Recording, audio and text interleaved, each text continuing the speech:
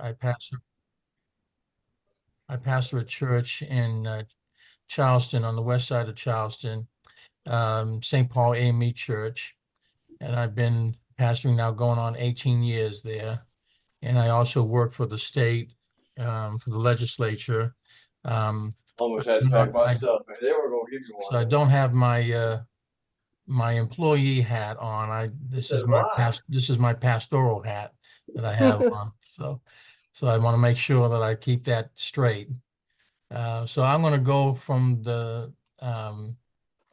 that I can see on my screen. There's Del Coria Fortune, if you'd like, and introduce yourself, please. My name is Del Coria Fortune. I'm employed at Peak Living Services. I've been here for 7 years. Oh, praise God. All right. 7, that's enough. That's a number of completion.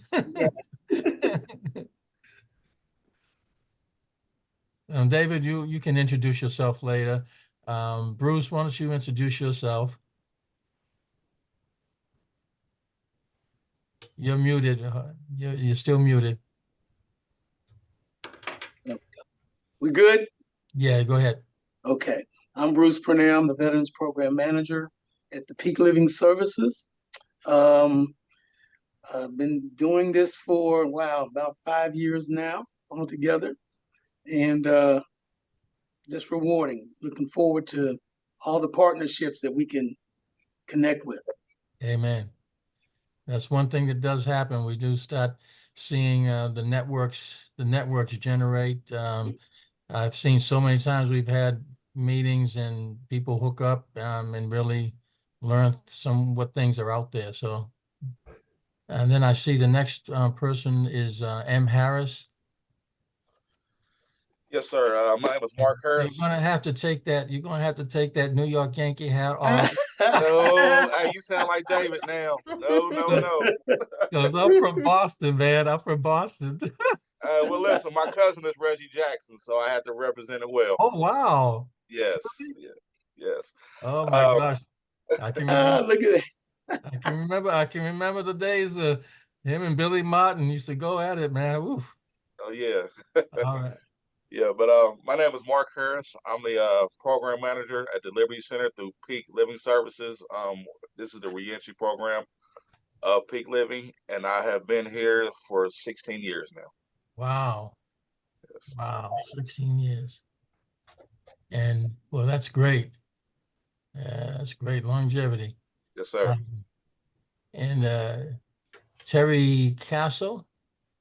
Oh, hi, my name is Terry Castle. I spent 16 years in prison, and since being out, I graduated from Marshall, and I'm now volunteering with the Reach Initiative as a Reach Back navigator and working on getting my 500 hours for PRSS so I can take the exam. Well, praise God. Praise Thank God. you. That's great to hear, Terry. She's Glad one to of have our you rock with us. stars. And Seth, well, Risha, why don't you introduce yourself, and then we'll go to Seth Hansen.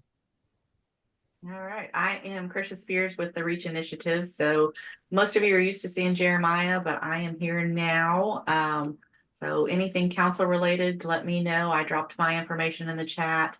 Heather's on here, or will be back in a minute. If you need help with resources, you can contact Heather.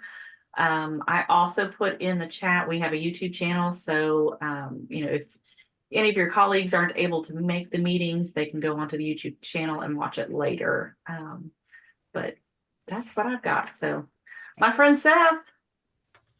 Hey, good morning, everybody. My name's Seth Hansen. I'm the Partnership Development Manager for Groups Recover Together for an opioid use disorder outpatient program in West Virginia. We've got 7 locations throughout the state, and happy to be here. All right. Thank you, Seth. And Angela. Good morning, Angela. Good morning. First time in a long time I've been off another meeting and able to come. I'm Angela Morales. I'm a social worker with Traumatic Brain Injury Services through WVU Center for Excellence in Disabilities. So I just work to help connect resources to with people who need it. I'm not a case manager, but I do help just find resources and help people get where they need to go and get any assistance that they need. Yes. Good to see you again. Thank you. Good to be back. All right. Is there anyone else that I'm not seeing? Because I have most are on video, but the ones that may not be on video, if this is the first time you've been on with us, if you could maybe I'm introduce yourself. here. Can you see me? Hi there, Natasha. How are Hi. you? N- Yeah, good to see you Good. I'm again. all right. Good. It's so good to be able to be here. So I'm Yeah. Natasha Stout. I'm the RCCR Assistant Director as well as the Program of Samaritan Inn Residential Recovery. We're all about finding safe, affordable housing. We focus on those populations that are marginalized, such as those reentering from corrections, mental health treatment, and those with substance use disorder. So it's always so good to be here Mhm. because this group actually does work together. And we have found, like you said, there's so many good projects have come from us working together. So it's good to be here this month. Yes. Well, I'm glad to have you on with us, and it's always good to have you with us. And you're right. It's just it creates networks that would not have existed if the council had not been put together over these last 7 years. So it's been a good. Uh, it's been really good. It's good. Anyone else? Anyone else? I'm Deanna Anthony. I work at Dismiss Charities, which is a halfway house in St. Albans, and I'm their employment placement specialist. Great. And tell Jim I said hi. I will. All right. I see Heather. Heather, you want to introduce yourself? Yes, sorry guys, I was on the hold with the DMV when I hopped on and they finally answered. I'm Heather Gregory. I work with the REACH initiative. I am the Reach Back Reentry Navigator. So when our folks need help overcoming barriers, like being on hold with the DMV, writing resumes, a little bit of almost everything, you can give us a call and I will do my best to help them overcome the barrier that is in front of them. Very good. Well, good morning. Good morning to everyone. I'm still waiting to see if Edna can come on, but she might come on later. I did text her. I do want to share some things before I give David the floor. And this is some things that could be elaborated on if Krisha, if you would like, but there's a couple of bills that I think are very significant, and this was emailed out by the REACH initiative. House, I think really this bill, House Bill 5565, it was introduced on Monday, and it's a bill that would require the Division of Motor Vehicles to provide an identification card for eligible released inmates. This is one area that it's so important, and it's one of the reasons why there's a need for better coordination within state government.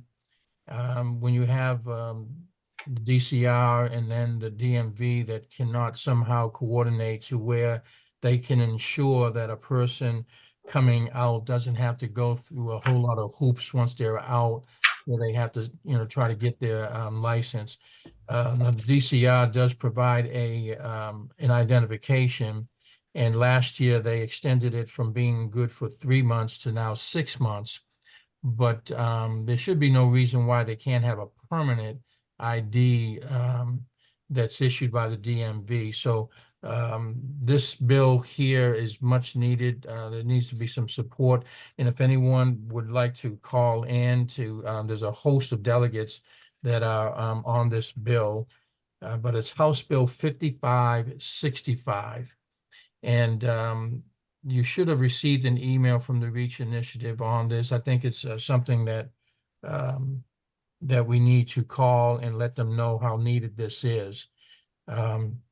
I do plan to call on the chair. I happen to know who that is because I work in the legislature. But just because a bill is introduced doesn't mean that it's going anywhere. Introducing it is one thing, but seeing it move from that point is another. And if there's no interest, if there's nothing that's mentioned by the public, then, you know, it may just sit in the committee and not go anywhere. So the more people that call and say this is much needed, could spur it to be put in the committee and heard, and then move on to the House floor, and then eventually move over to the Senate floor. And then another bill is Senate Bill 736. This bill would allow judges to reduce a prison sentence that is more than 10 years for an offense committed before the defendant's 25th birthday. If a person has served at least 10 years and meets other criteria. This is kind of a like a second look initiative, and I'm not sure if any of you are familiar with that term, but second look is coming out of the Second Look Sentencing Act, and it allows us to look at those who may have, you know, they have a long sentence and they've served quite a bit of time, and there may be and that the individual has changed, the individual has you know, has become rehabilitated and so forth. And so it's some consideration is given to such individuals that maybe they can be released from prison instead of serving the entire sentence. So, Krisha, if you want to speak any more to these, but these are bills that have been sent out. The notices have been sent out. You should have an email on it, and it will have a list of the sponsors of these bills that you can call and express your interest that it be moved beyond introduction. Thank you. You know, if anybody wants, I can resend that out to them. Just let me know in the chat and I'll send it out to you again. But so Bev got received a contact the other day from someone, and he had sent a poem. He wrote a poem, and part of it said something about, you know, you give me a check as I walk out the door, but I don't have an ID to cash it. So it's just a, you know, once you walk out the door, you have no identity anymore. So the basic things that you cannot obtain without having some kind of a form of state issued ID. So that's the importance of that one. And then April is Second Look Sentencing Month. So I am encouraging all of the councils to consider acknowledging that and recognizing that for their April meetings, and consider having your guest speaker to be someone who is justice involved, and to tell their story and their, you know, how Second Look could have or did help them. So that's my plug for April for all of the councils. That sounds good. I'm working on a flyer actually right before we jumped on here, so I will send that out to you later today, Pastor Sylvia. Yeah, that sounds like a good idea.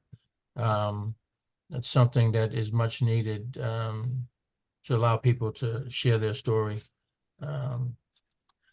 All right, well, and I don't see Edna on. I've tried to get in touch with her, but she might jump on here because she does she does some interesting work, and she received an award from an organization in Ohio, and she does some really interesting work here in Charleston in the court systems. But I'm going to give her a call here a little bit. But I'd like to give David the floor now. He can introduce himself and introduce his program. And I'm looking forward to it because it's I don't know that too many of us are aware of you know, the peak living services that are available, and it's been around for a while. So so I'm anxious to hear your presentation, David. So I'm going to give you the floor. I guess if you have a PowerPoint, Krisha can allow you to share your screen. Well, John, thank you for this opportunity. Thank you for everybody here. I'm going very old school.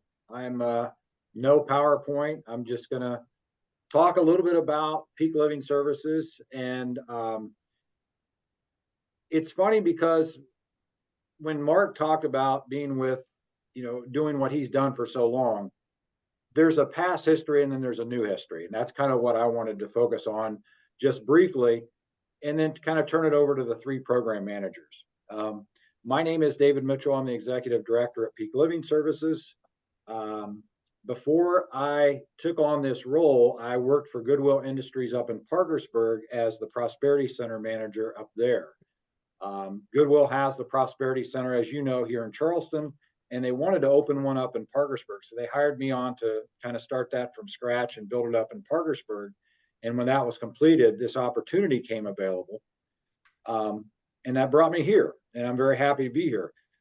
Goodwill got involved with an organization that many here are familiar with, if you know Charleston, called Work Sullivan. So when Bruce and Delcoria and Mark talk about their past, they at one time worked with Work Sullivan. Work Sullivan, unfortunately, fell on some difficult times, and this June of 2023, Goodwill was involved in working with the KVC and kind of taking over they bought out three portions of the four. So right now, Peak Living Services, they are made up of the Twin Cities program in St. Albans, the Veterans Lifeway Center here in Charleston, and the Liberty Center here in Charleston. The KVC took over the emergency shelter.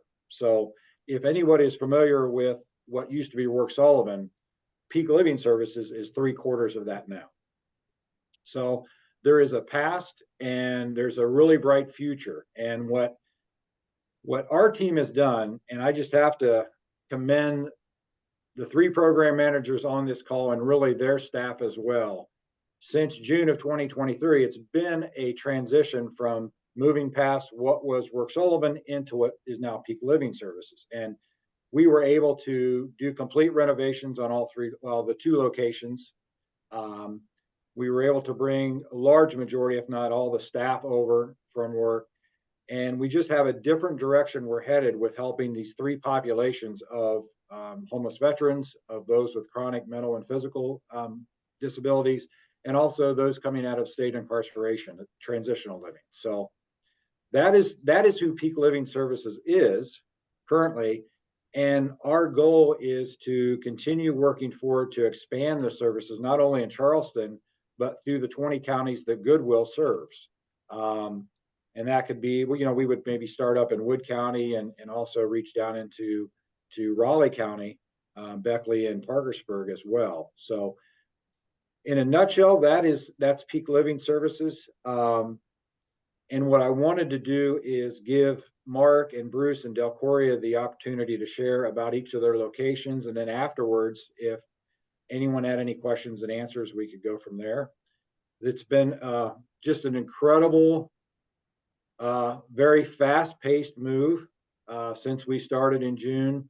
And I'm excited to have Mark, Bruce, and Delcoria tell you a little bit about their facility. And I think what I'll do is I'll start with Miss Delcoria, because I know she's anxious to talk. She's really excited about this. So Delcoria, if you want to share a little bit about Twin Cities.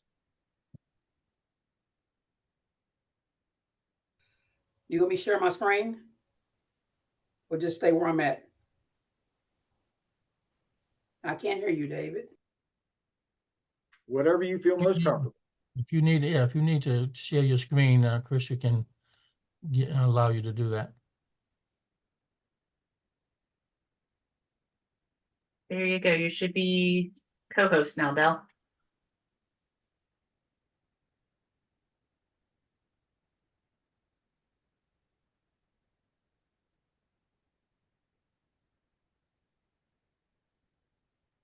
You're muted.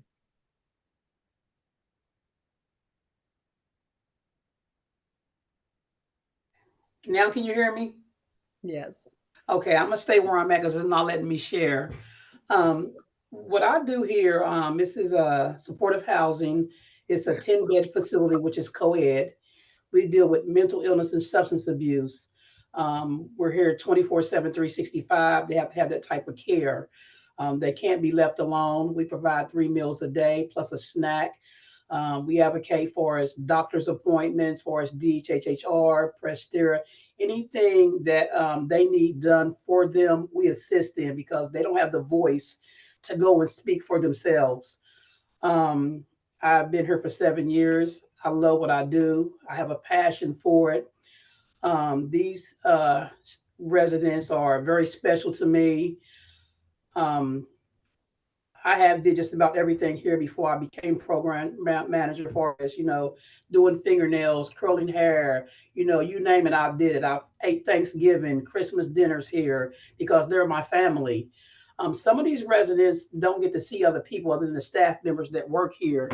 So my staff has to have the same love and passion that I have for this job and the residents. And I got a pretty good staff now. The transition from Rourke to Peak has been the best decision that could ever been made on behalf of the residents and myself. Um, they have really showed up for us. They have it's just the support that we have been receiving from Goodwill is I can't even put into words. I can't even describe it. I'm blessed to still be here. I'm thankful for the changes that have been made. I'm thankful for the being able to care for these people and give them what they need. Um, it's just a blessing. I look forward to coming here every day. They don't get visitors that much, so we are their family. That's all I can really say. But I love my job. Thank you, Delcoria. You're welcome. And maybe we'll go with Bruce next because I maybe do that because of the 3 programs with this reentry, you'll probably deal a lot more with Mark on his side. But so we'll go with Bruce and then end up with Mark. How's that? Good. Can you hear me? Everybody hear me okay? Yes. Okay, good. I'm Bruce Purnell. Again, I'm the Veterans Program Manager at Peak Living Services Veterans Center. What we do here is it's rather unique. We basically and primarily focus upon our homeless veterans, although all veterans are able to access the opportunities and the things that we have here. Along with that is we're transitional housing. Right now, we currently house 12 veterans in the dorms. They are able to cook for themselves. We do have some structure here along with that. So one of the things we help them do is housing and receiving their West Virginia IDs, their military IDs, birth certificates, DD-214s, Social Security cards, all of the things that they possibly lost or misplaced, or because of some sort of a trauma situation where they lost everything. We help them get those things back in the period of within 1 year, because that's the maximum time that they can stay here. So we'll start doing we start doing reviews on them within the first month. 3 months, we like to see some movement. We work with various different agencies like Coalfield CAP, SSVF, wherever the agencies that are out there that can assist veterans. And in that, we'll help them to get medical records, if need be, setting up doctor's appointments, all of those things that we are able to do for them. One of the good things about this facility is that, and it's a major thing, for anyone that is homeless, oftentimes they're thinking about where am I going to lay my head for tonight? Do I have any shelter? All of those different things. So it's a lot of added pressure. So we remove that pressure away from them by giving them a roof over their head so that they can now concentrate on moving forwards. If it's drug dependency, if it's alcohol dependency, anything such as that, we're able to get them connected with some type of program that will help them gain victory over those things as well. So that's primarily what we do in a nutshell. We also help them find employment if that's the thing that they need. So we do a little bit of everything from this end, kind of help these guys get a second chance on life and sometime a third. That's great. That is really nice. Thank you, Bruce. And then I guess we can transition to Mark Harris here. Now, I will say, John, I don't know if you saw it or not, but I am a Baltimore Orioles fan. So although you have to, tolerate, this Yankee cap for an hour, I see it a lot. We're good. We're good with Baltimore. But anyway, Mark, why don't you tell a little bit about the Liberty Center? Okay, I'm gonna start off just please excuse, you might hear some drilling and banging. We're getting our furnace replaced in one of the houses where I'm at right now. So if you hear that, I apologize. My name is Mark Harris. I'm the program manager here at the Liberty Center. The Liberty Center has been open since 2005, in which it is a transitional living facility for individuals coming home from incarceration. The minimum stay here is 6 months with the availability to stay for a full year.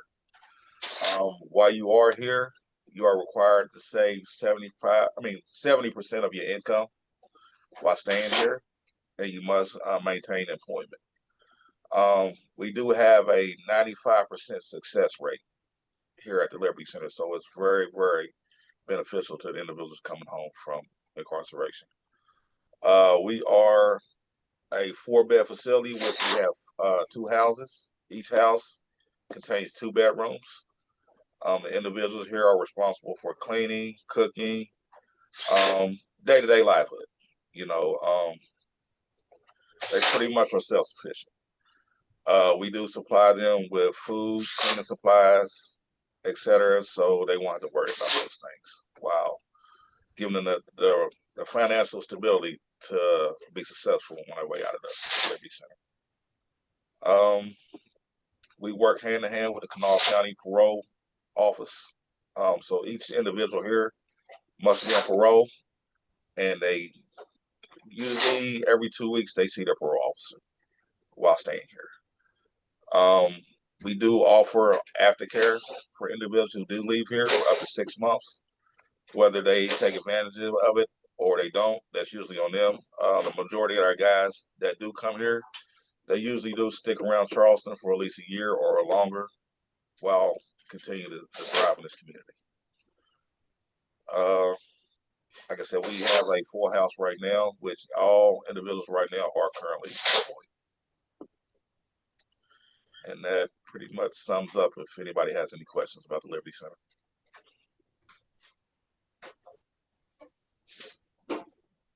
Thank you, Mark. Yeah, one thing that there's definitely a need there, because when we have our weekly staff meetings and we talk about the availability, a lot of times all locations are full, which is good. We're helping people. But our goal, and I think that's what Goodwill saw, was just to clarify that, we're a subsidiary of Goodwill. We have our own 501c3, but we work with Goodwill in the sense of where my past job was focusing on employment and vocation. Now we're looking at, residency and trying to get individuals off the street into transitional living into their own homes. But we're working with Goodwill on the vocational side of that. So our goal is not, again, just in expanding counties, but specifically in Kanawha County, to have other locations so we can expand those beds to help more people. My suggestion, if you have anybody that that is a homeless veteran, or if you have someone that has chronic mental or physical disabilities and illness, and especially incarceration with Mark, to reach out to each of the program managers and just ask what the status is, because although we're full today, doesn't mean tomorrow that could change. So just I would reach out and just kind of find what the status is. Oh, I will add, David, I'm sorry that we offer or are, I'm sorry, non-violent offenders. We do not cater to not anyone with a violent crime or a sex offender sex charge. Okay. Well, I'm glad you said that, Mark, because I was it was kind of in line with some questions that I had, because I get calls from time to time from individuals. Well, the last call I got was about a couple of weeks ago, and it was the mother of a gentleman who was, had a domestic violence charge. He was in jail. He was at South Central, and um, they she thought that they might be able to let him out if he had housing, and if they could make arrangements. They weren't really quite sure the validity of the charges made against him by his wife, but in any case, um, when I have a person that needs housing, um, you're saying that if their charge is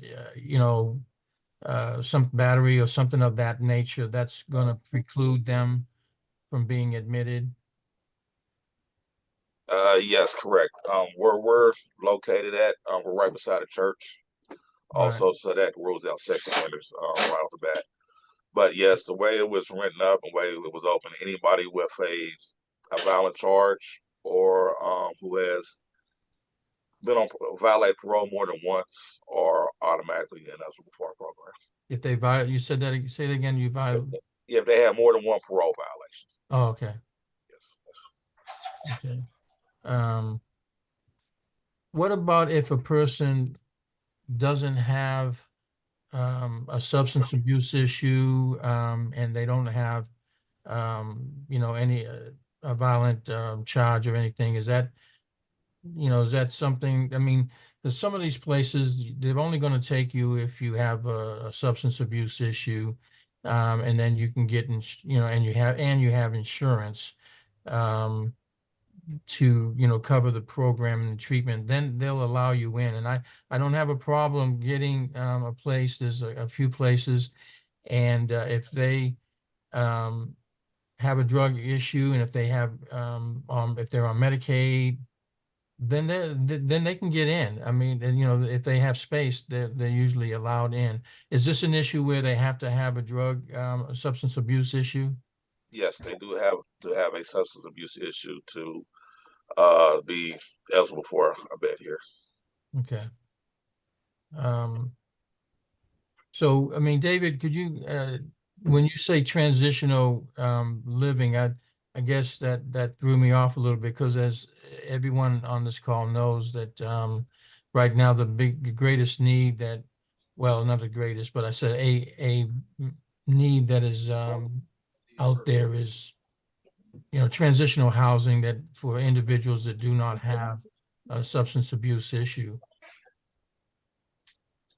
I'm going to ask them, just hold on.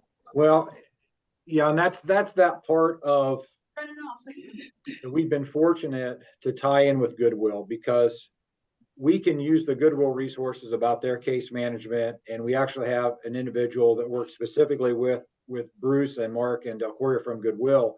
So although that criteria may not meet specifically at Liberty Center, we have the mission services staff through Goodwill to help. So although it might not be a direct instant answer for someone if they go to Mark, Bruce, or Del Coria, we've got that option, and that case manager can take it from there. So so could you explain on the Goodwill? I mean, what are you saying that Goodwill has some resources that could be in line with somebody who doesn't have substance abuse?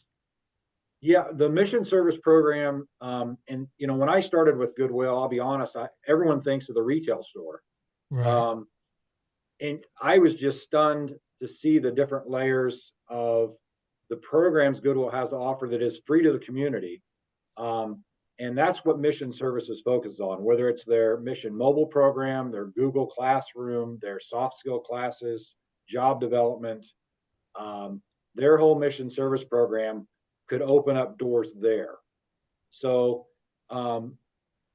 we have a mission service staff from Goodwill that is specifically working with our peak staff. So I guess what I'm saying is, don't think just because when someone goes there, they may be not one of the boxes checked, that doesn't mean that's a dead end. There's another avenue they can go. What I'm going to do is I'll put in the chat our Peak Living brochure, so you kind of give an overview of Peak. Just keep in mind that we have a new one coming out. This is an old one and it's got a change on it, but it does give you the services. So my advice, John, would be if anything, reach out to the program managers and they could direct contact through the Goodwill Mission Services to assist in a way maybe we couldn't. Okay. I see. I will add, I see some questions. We do offer our waiting list for the Liberty Center. And right now we are only a men's home right now, but hopefully we will have a women's Liberty Center pretty soon. Yeah, I'm not familiar with that. Heather, I think that was your question. I don't know if you want to ask anything more on that, because I'm not familiar with Liberty Center. Is that somewhere in Charleston? Yes, we're located on Shrewsbury Street, right across the street from the Covenant House. I know where that's at. Yeah. Okay. I didn't know it was called Liberty Center, but I'm very familiar with that area. Yes. And that's one of the, when we looked at where we would like to expand Peak Living, there's two demographics that are in desperate need. And that is female veterans that are homeless, and also females coming out of incarceration. And throughout West Virginia, there's just very little, if not anything at all.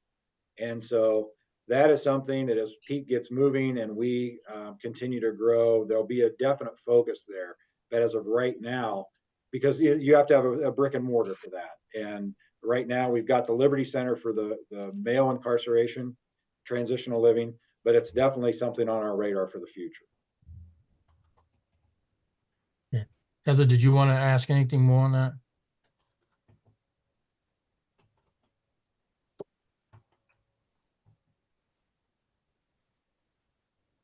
Yeah, you're muted, Heather. I'm sorry. Of course I am. I said, I think that's the general question that I had was if there's a men's and women's facility. I think he did excellent going over a lot of the requirements and what's allowed and not allowed. But so if I did have someone that I wanted to refer to the Liberty Center, do I call you? Is there an application? Yes, I can give you my contact information. You can email me also. I'll type it down in the group chat so everybody can have it also. And then I did want to ask Ms. Delcoria, with your homes now, are those so we're having the issue because we do have people that are coming out of incarceration that do need substance use disorder treatment. So are you guys a WAVAR approved home, or is that a barrier that we can go to the side with? I mean, I know we can do some self-referrals sometimes. I know you said you help with DHHR and things like that. If they are on papers, are they able to come to your home? Are you able to take them to go see their parole and probation officers? No, ma'am, we don't provide that type of services. What we do here, we deal with people that basically live here and die here. We have one person that may be able to transition out and live on his own, but the rest of them need 24/7 care. They can get up and bathe and do stuff like that. But as far as cooking, as far as going to doctor's appointments, as far as speaking to like the public about medical bills or DHHR, we speak for them. We advocate for them. This is a facility like we're a step above a nursing home, basically. Okay, I think I misunderstood that a little bit there. But so now I have had some folks that are coming out of incarceration that are in that area that honestly I've been very surprised that they are incarcerated. Now, so with someone with a criminal record, are they able to come to your facility? We don't. I'm not going to say that we won't take them. See, I have to find people that's compatible with the people that I have here. Right. Because I deal with bipolar, manic depression, schizophrenia, psychosis. So when I bring someone into the facility, I have to make sure that they can fit in with the people that I have here already. So I'm not opposed to anybody coming from being incarcerated. It's just that when I bring somebody in here, they have to match well with the people that I have here. Because some of these people are afraid of going to the store by themselves. So we walk them to Go Mart or whatever the case may be. So getting in here, you have to meet a certain criteria, which means I have to bring you in here, do a SPDAT score on here, score you to see where your level is and see what type of substance abuse or mental illness that you have. And our program is based on these people need us to do just about every day-to-day living things for them. They can go they like coffee. They can't make coffee. We provide all meals and food for them. We assist with bed making. We assist with them washing their clothes.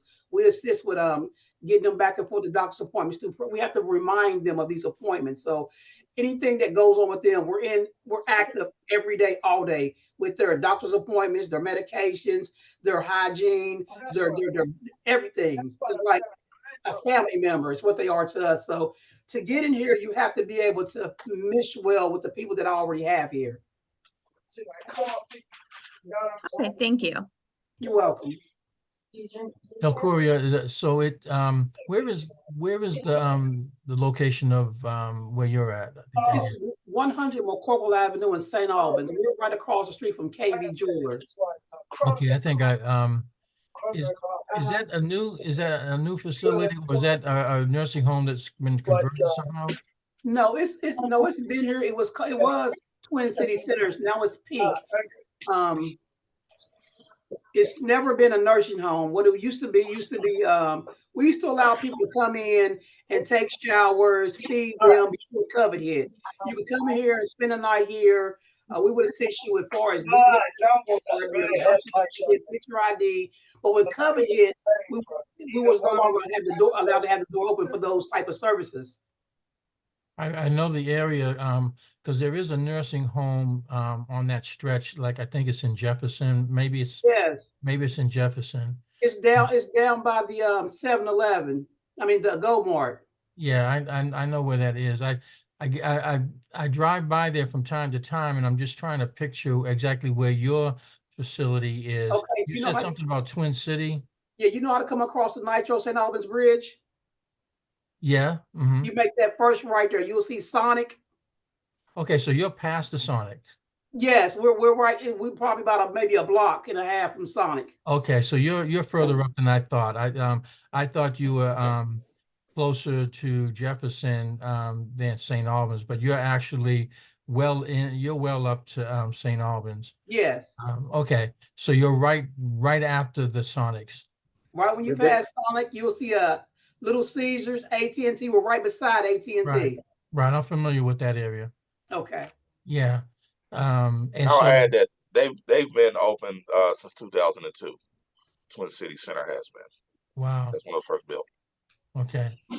And we've put on all our locations, John and everybody there, we have put our marketing team has done a fabulous job branding. So on the brochure, you kind of get our symbol and our emblem and our logo. We've put the logo on our building. So you should be able to see that when you drive by on the building.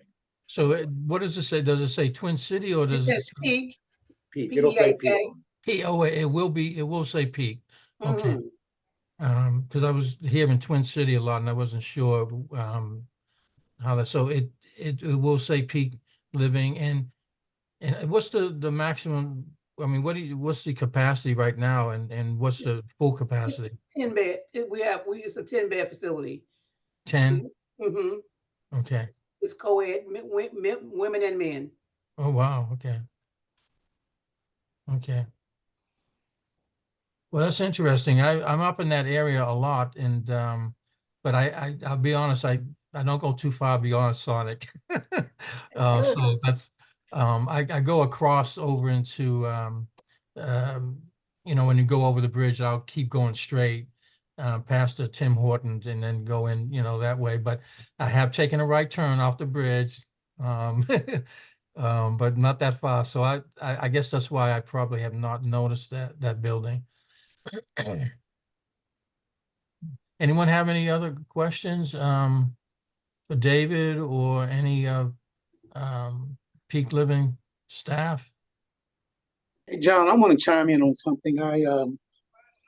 We from time to time run into veterans who are struggling with drug addiction or alcohol addiction of some sort, and say they're already been approved to be in the program.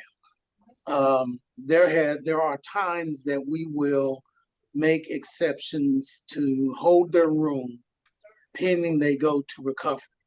Mm-hmm. When they come out of recovery, there's one situation that has not changed. They're still homeless.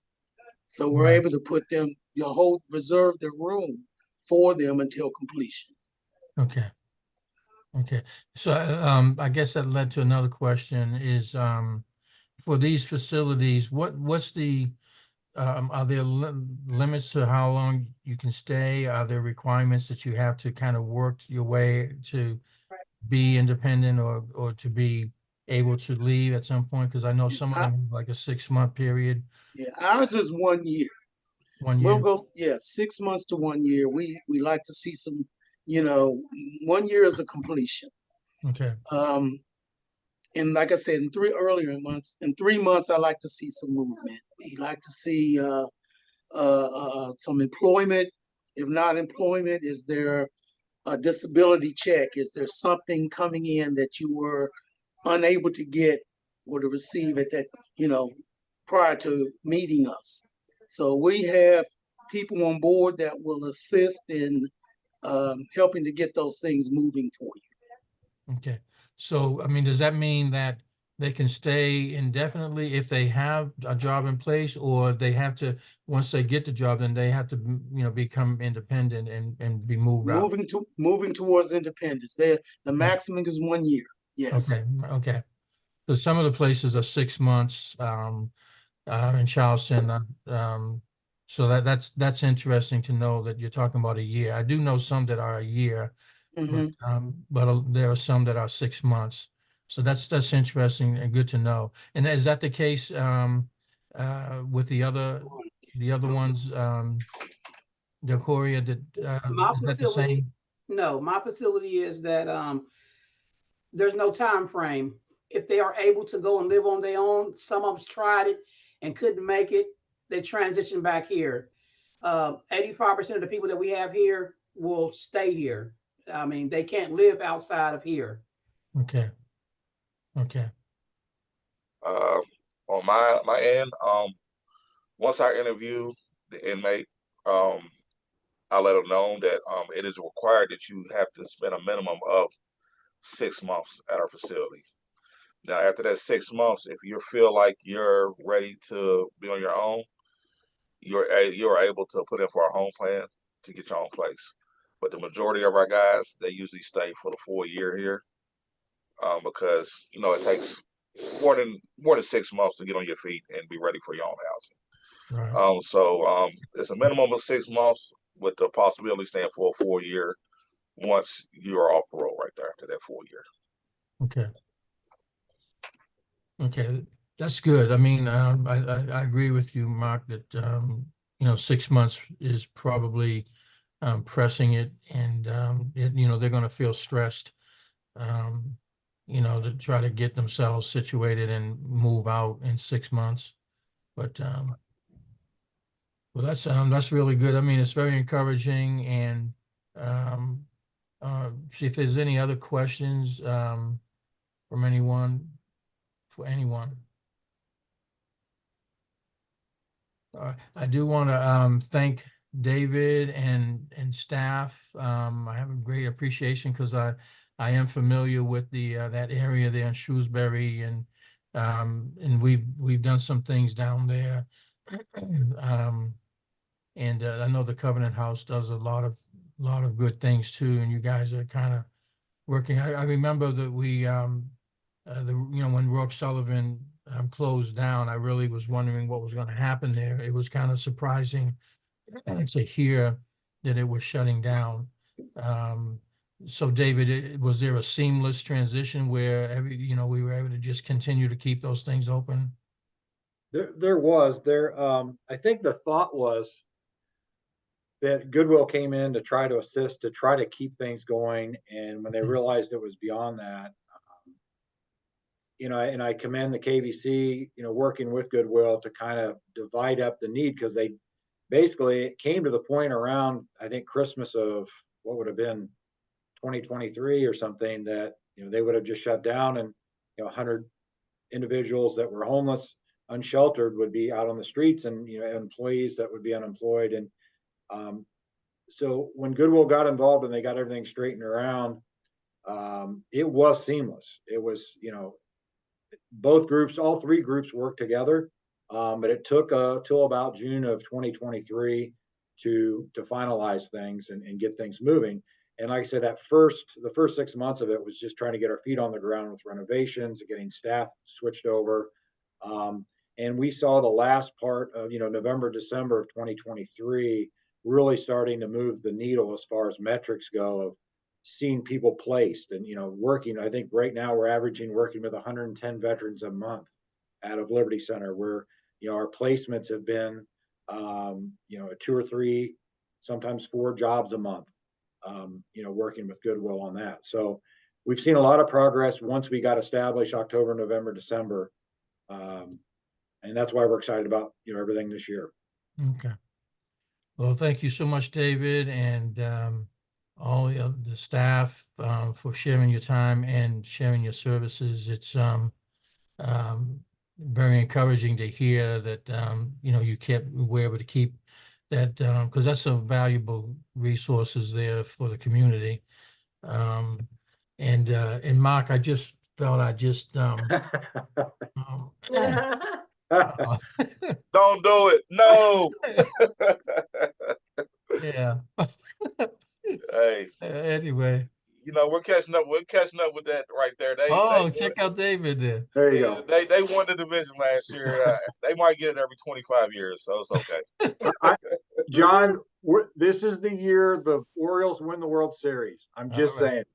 Yeah. Well, I will have to say that I was extremely surprised to see them get knocked out so early after leading the league in wins. And then I said, man, the York just got knocked out easily. Yeah. But anyway, my Celtics are doing okay, but my Red Sox, I think they're on their way up. They're coming after you, Mark. And you too, David. We're all in the same division. That's the toughest division in baseball. It might be some interesting chats going forward. All right. Well, it's good to have everyone on. We're at that time, and so appreciate it. I think now when I drive by these areas, because as a pastor, I'm in these areas a lot. So I'll be looking at the one up in St. Albans, and I might even try to pay a visit, because I have done that, David, if that's all right. Maybe try to pay a visit. You probably know Darrell Miller, I'm sure. Yep. Yeah. Definitely.